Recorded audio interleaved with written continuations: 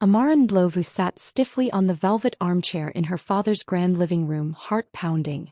The walls of the Tima Hills estate gleamed with expensive art and chandeliers, but tonight, the wealth around her felt cold and distant. Family members whispered, shifting nervously, and the air was thick with tension. Her father, Mr. Kofi Ndlovu, a man with sharp eyes and a voice that carried authority, cleared his throat and held up the crisp papers of his will. "As you all know," he began, "I want to ensure my legacy benefits each of you, appropriately." The words sounded formal, almost rehearsed. Amara tried to steady her breath, hoping for a hint of acknowledgement, a nod that he saw her efforts, her dreams, her late nights building her small business in Accra. Then came the twist. Zuri, her younger sister with the effortless smile that had always annoyed Amara, was handed a check for $12 million. Gasps echoed around the room, and Zuri's lips curved into a self-satisfied smirk. Amara's chest tightened, and then her father looked directly at her, his voice calm but cutting. "Amara, go earn your own." The words slammed into her like a wave. Shock, humiliation, and a sting of betrayal burned through her. Family eyes lingered, some curious, some judgmental. But beneath the hurt, a spark ignited. This wasn't the end, it was a challenge. Amara clenched her fists under the table. If her family thought this would break her, they were wrong. She would rise, not with handouts but with her own strength, and she would make sure everyone remembered her name. Amara forced a polite smile as she watched Zuri glide through the living room, her designer heels clicking on the marble floor. In her hand she casually held the envelope from Dad, as if it were no more important than a birthday card. But everyone in the room knew exactly what it meant. Zuri's lips curved into that smug, effortless smirk she had always worn when she got what she wanted, and Amara felt her stomach twist with frustration. Cousins huddled together near the fireplace, their whispers sharp and mocking. "Poor Amara. Always trying, never quite making it," one murmured. An aunt nodded in agreement, fanning herself as if she were watching a slow, disappointing show. Mar heard it all. Every judgment, every sneer, every tiny laugh meant to wound her, but she refused to let it break her. She looked around the room and suddenly saw everything clearly. There were favorites in this family and she wasn't one of them. Jealousy laced some faces, while others manipulated situations just to stay in their comfort zones. Even those she thought were allies were quietly measuring her worth against Zuri's wealth. It was harsh, but it was real. Amara's chest tightened, not with defeat but with resolve. Sitting quietly in her chair, she let her mind wander to what she could do next. She didn't need their approval, their money, or their validation. She would build something of her own, something that no one could snatch away. And when she succeeded, every whisper, every mocking glance, every smirk would come back to her. But this time she would be the one smiling. Amara's fingers drummed lightly on her lap as ideas began to form in her mind. Small steps first, careful moves but unstoppable. Zuri's smirk was a challenge now, a reminder of what she was capable of. And deep down, Amara knew one thing for certain. She would turn this family's doubt into fuel, and nothing, not money, not gossip, not favoritism, would stand in her way. Amara stepped out of her father's mansion with nothing but a small suitcase and a heart full of determination. The sprawling estate, with its marble floors and golden chandeliers, suddenly felt like a gilded cage. She needed freedom, her own space, her own path. So she headed straight to OSU, the lively district in Accra known for its startups, cafes, and creative energy. The streets buzzed with young entrepreneurs chasing ideas, and Amara felt a surge of hope. This was her world now. Her first stop was Kojo Mensah's office. Kojo, a retired banker with kind eyes and a sharp mind, had mentored several young business owners before. He welcomed her warmly, listening carefully as she shared her vision of a sustainable fashion brand rooted in African textiles. "You have the talent," he said, "but talent alone isn't enough. You need strategy, patience, and smart investments. I can help you navigate that." His advice was practical, clear, and empowering. Amara felt her confidence grow with every suggestion he gave. Back in her tiny OSU studio, surrounded by rolls of colorful Kent, batik, and handwoven fabrics, Amara set to work. She sketched designs late into the night, sewing prototypes herself, experimenting with modern twists on traditional patterns. Every stitch felt like a statement, proof that she could create something meaningful without relying on inheritance or handouts. Weeks later, a breakthrough came. A small boutique in Labadi Beach, known for supporting local designers, agreed to carry her collection. Seeing her clothes displayed in the shop window for the first time, Amara felt a rush of pride. It wasn't millions, but it was real success, earned by her own hands, fueled by her own ideas. Customers came in curious, asking questions about the fabrics, the stories behind each piece. And Amara realized she was doing more than selling clothes. She was sharing culture, heritage, and innovation. That night, as she walked home under the warm glow of streetlights, she smiled for the first time in days that had felt heavy with doubt. She wasn't just surviving, she was starting to thrive. And deep down, Amara knew this was only the beginning. Every small success was a step closer to proving, first to herself and then to the world, that she could rise on her own terms. Amara scrolled through her phone, scrolling past pictures that made her stomach twist. Zuri had posted another round of vacation photos. Private jets, 5-star resorts, luxury cars parked on sunlit streets. Every image screamed wealth and ease, a life Amara was supposed to envy. But instead she felt the familiar sting of frustration. Her family liked to praise Zuri openly, nodding along to her every achievement while quietly dismissing Amara's efforts. "Why bother with that little shop?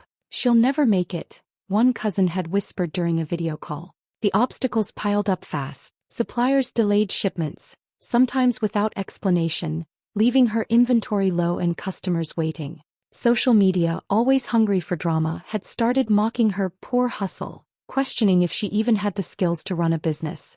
Even the small boutique in Labadi Beach had started getting calls from other stores asking why they carried Amara's designs. Criticism thinly veiled as concern. The weight of it all could have crushed her. For a moment she closed her eyes, wondering if she had bitten off more than she could chew. Then she opened her journal. She had started writing every night, not to complain but to map her path forward. Each setback became a lesson. A late shipment taught her to diversify suppliers. Mocking articles taught her to craft stronger marketing messages. Zuri's constant flaunting taught her to focus on substance over show. She wrote down strategies, goals, and ideas, turning anger and disappointment into fuel. The more she wrote, the clearer her plan became. Amara realized something important. Wealth inherited meant nothing without purpose. She had her own ideas, her own vision, and her own power. Zuri could flaunt money, but Amara had grit, creativity, and determination. She closed the journal with a sense of calm fire inside her. Every obstacle, every smirk, every mocking whisper was no longer a threat. It was a challenge. And Amara was ready. She took a deep breath and smiled to herself. The road was hard, yes, but it was hers to walk. Step by step, she would turn her vision into reality, proving not only to her family but to herself that strength, strategy, and resilience were worth far more than any designer label or luxury car.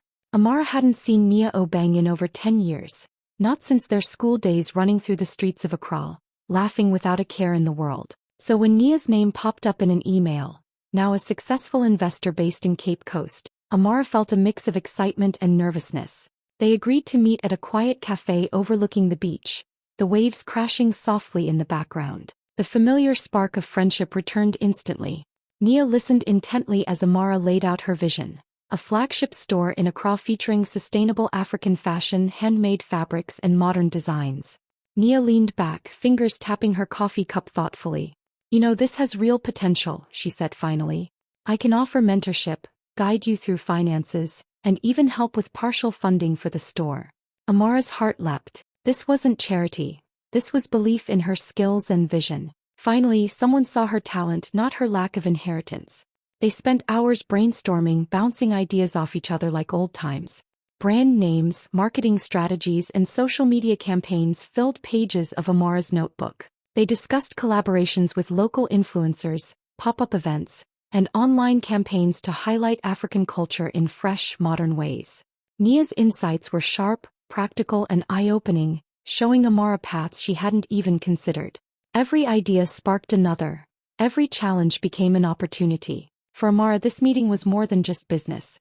It symbolized something deeper. Her journey was still independent, built on her hard work and vision, but now it was fortified by trusted allies who truly believed in her.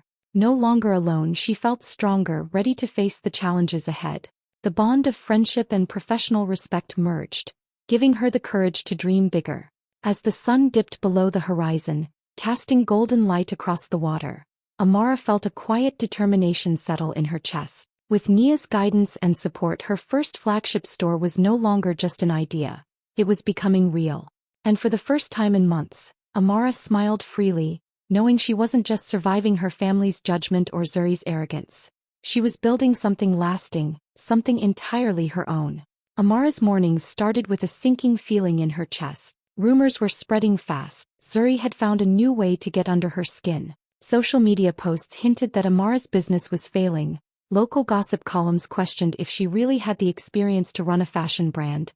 And even a few journalists compared her struggle to Zuri's inherited wealth. Every whisper felt like a punch, but Amara refused to let it break her. Cash flow became another battle. Some suppliers demanded payment upfront. Others delayed shipments, and unexpected expenses kept piling up. For a moment, the weight of it all made her question whether she could actually make it on her own. But then she remembered the spark that had driven her from the mansion to OSU, the late nights sewing fabrics, and the thrill of seeing her first collection in that boutique window. She wasn't here to give up. Amara got creative.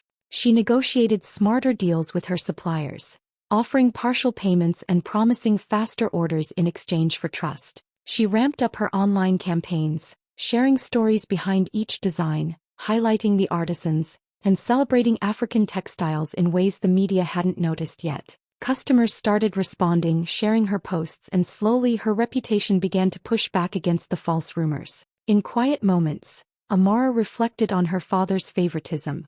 The sting of being overlooked, of hearing, "Go earn your own," still burned, but instead of resentment, it fueled her determination. Anger became energy. Disappointment became strategy. She wrote detailed plans in her journal, each setback transformed into a lesson, each challenge a stepping stone. By the end of the month, the business was far from perfect, but it was surviving, and more importantly, growing. Every small victory felt like proof that she didn't need handouts to succeed. The whispers, the doubts, even Zuri's attempts to sabotage her, all became motivation.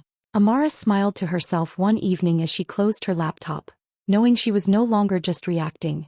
She was leading, planning, and turning every challenge into a chance to prove not only her skill but her unshakable resilience. She had started alone, but with focus, grit, and clever moves, Amara was showing everyone, especially herself, that strength and determination could outshine wealth any day. Amara's heart raced as she watched the first photos of her new collection go live on social media. Hand-woven African fabrics, bold colors, and modern cuts came together in ways that felt fresh, powerful, and unapologetically African. She had poured everything into this line: the late nights, the careful stitching, the storytelling behind every pattern, and now it was finally out in the world. Almost immediately, the response was electric. Influencers in Accra started posting photos of themselves in her designs, praising the craftsmanship and the creativity. Soon, Kumasi and Takoradi followed, sharing videos, styling tips, and glowing reviews. Comments poured in: "Finally, fashion that honors our culture. Love how she's blending tradition with modern style." Every notification felt like a small victory, a reminder that she was building something meaningful on her own terms. Then came the news that made her stomach flip with excitement. A well-known hotel chain in Takoradi wanted to place a corporate order for staff uniforms using her designs. This wasn't just recognition. It was a milestone that meant her business was moving beyond boutiques and online stores into serious, sustainable growth. Amara could hardly believe it. She called Nia to share the news, and they celebrated quietly, knowing this was just the beginning of something bigger. Word traveled fast. Zuri, of course, heard about it first. Amara caught sight of her sister's reaction during a family gathering, eyes wide, lips pressed tight, the smug smirk nowhere to be found. For the first time, Zuri looked uncertain. And the whispers started, quiet at first, then louder. Cousins, aunts, even some family friends questioning their earlier loyalty. "Maybe Amara does have what it takes," one muttered under her breath. Amara felt a mix of triumph and calm satisfaction. She wasn't flaunting her success, but the results spoke louder than words ever could. Every challenge, every smear campaign, every doubt had led to this moment. She had proven not just to her family but to herself and the world, that talent, persistence, and vision could outshine inherited wealth. As she closed her laptop that night, Amara smiled to herself. The tables had turned. She wasn't the one being doubted anymore. She was the one setting the standard. And in that quiet, victorious moment, she realized something powerful. This was only the beginning of a journey that no one could take away from her. The family gathering at Tima Hills was buzzing with chatter, clinking glasses, and laughter that felt too loud, too rehearsed. Amara stood quietly near the back, watching Zuri talk and laugh, effortlessly drawing attention as she always did. But tonight, Amara wasn't here to watch, she was here to speak. She took a deep breath, feeling the familiar rush of nerves mixed with determination, and stepped forward. Zuri, she began, her voice steady, I think it's time you and everyone else understand something. The room fell silent, all eyes on her.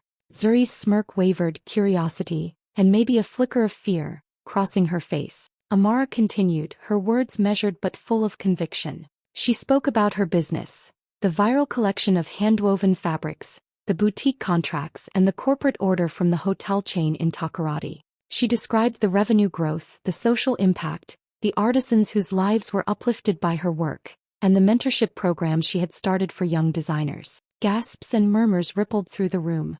Aunts and cousins who had whispered and judged in the past now stared in disbelief. Even Zuri seemed caught off guard, her confidence slipping as she realized Amara's achievements were real, tangible, and earned.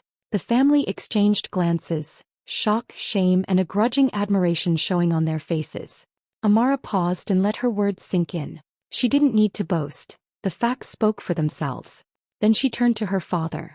Mr. Kofi Ndlovu's expression softened as he looked at his daughter in a new light. The weight of his favoritism, the words that had once cut so deeply, now felt heavy in his chest. Amara, he began, voice low, full of regret. I see now. I misjudged you. For a moment the room was still. Amara felt a mix of relief and quiet satisfaction, not from revenge, but from finally being recognized for her strength, resilience, and vision. She had proven what she was capable of, without inheritance, without shortcuts, only with determination, talent, and grit. As the murmurs turned to tentative applause, Amara met Zuri's eyes one last time.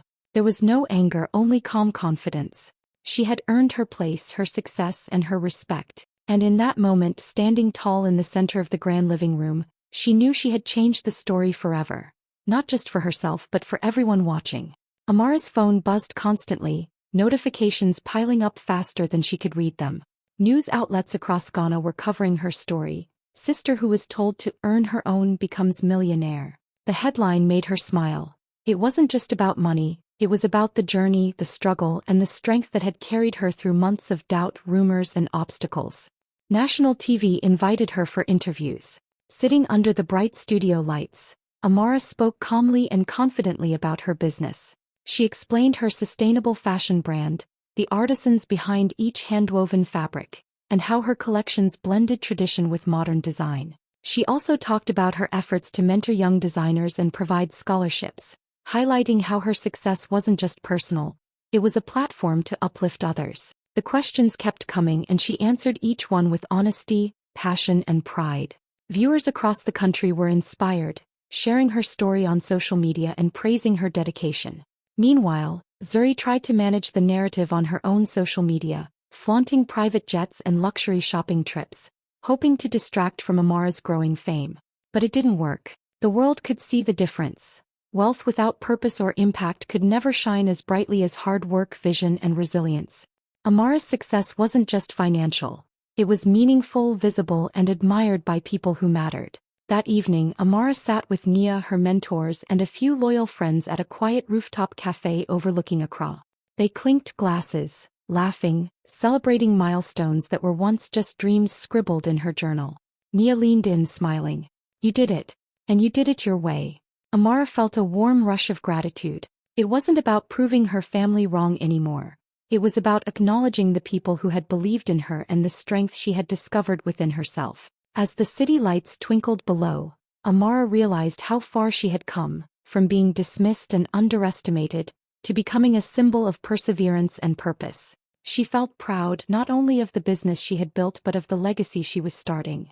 Tonight was about celebration, but she knew it was also the beginning of something even bigger. And for the first time in her life she truly felt unstoppable. Amara stood outside her second store in Accra Central Market, the colorful fabrics of her designs fluttering gently in the warm breeze. The shop was buzzing with customers, young and old, eager to see her latest collection. Today was even more special. She was launching a scholarship program for young African designers, giving them the chance to learn, create, and bring their own ideas to life. Amara had dreamed of this moment for years and now it was real. Inside the store, her team worked efficiently, helping clients while she greeted a group of scholarship applicants. Their eyes shone with excitement, and Amara felt a familiar thrill, the same one she had felt the first time her designs were displayed in that Labadi Beach boutique. But this time was bigger. Not just about her success but about empowering others, creating opportunities and leaving a mark that mattered. Later that evening, the family gathered at the mansion for a reunion. The atmosphere was quieter than usual. Dad watched her with a mixture of pride and regret, and even Zuri seemed humbled, her usual confidence replaced with something softer, almost admiring. Amara smiled, but there was no need for words. Her achievements, her impact, and her strength spoke louder than anything she could say. She looked around at her family, her friends, and the young designers whose lives she was beginning to shape. Every challenge, every doubt, every obstacle had led her to this moment, and she felt a quiet, deep satisfaction. I didn't inherit millions, she thought, looking out at the gathered faces, but I inherited my strength, and that was worth more than any fortune. And for the first time, Amara felt completely free, proud not just of what she had built but of who she had become. Her legacy wasn't measured in dollars. It was measured in courage, resilience, and the lives she touched along the way.